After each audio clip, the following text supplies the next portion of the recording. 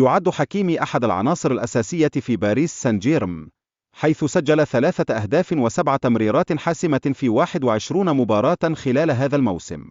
إن أداؤه المتميز يرسخ من مكانته كلاعب رئيسي في الفريق. في سياق مماثل، يركز ريال مدريد حاليا على تعزيز مركز وسط الملعب والهجوم، مما يشير إلى عدم الحاجة إلى تعزيزات في مركز الظهير الأيمن. هذا يعكس استراتيجيتهم الحالية خلال فترة الانتقالات.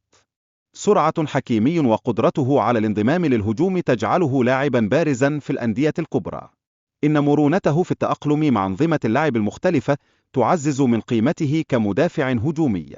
ترك حكيمي بصمة واضحة في بوروسيا دورتموند من خلال دوره الفعال في الهجمات السريعة، مما ساهم في تعزيز فرص الفريق في المباريات. رغم موهبة حكيمي، تظل هناك بعض الشكوك حول عودته إلى ريال مدريد، نظرا لتركيز النادي على صفقات أخرى مثل تعزيز خط الهجوم. في نفس السياق، يواجه تشواميني لاعب الوسط الفرنسي تحديات في التأقلم مع ريال مدريد، مما يثير تساؤلات حول مستقبله مع الفريق. بيلينغهام الذي انضم مؤخرا إلى الفريق قد غير بالفعل ملامح الأداء بفضل أدائه المتميز، مما يزيد من صعوبة بروز تشواميني في التشكيلة. تشير المنافسة المتزايدة في خط وسط ريال مدريد إلى ضرورة أن يتكيف تشواميني بسرعة ليحتفظ بمكانته، مما يضع عليه ضغطا إضافيا.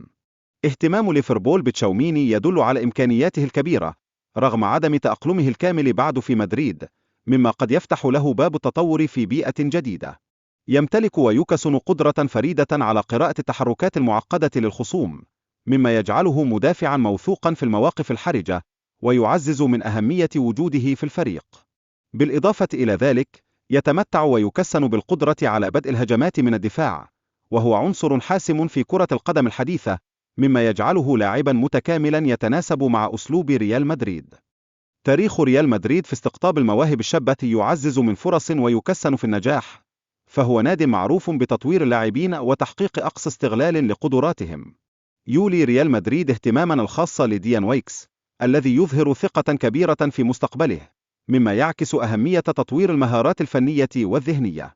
يمتلك ويكسن القدرة على التعامل مع الضغط والمنافسة، مما يجعله مناسبا للعب في ناد مثل ريال مدريد. إذا استمر ويكسن في تطوير مهاراته، فقد يعزز مكانته كمدافع لامع في كرة القدم العالمية، مما يعد علامة إيجابية لمستقبله.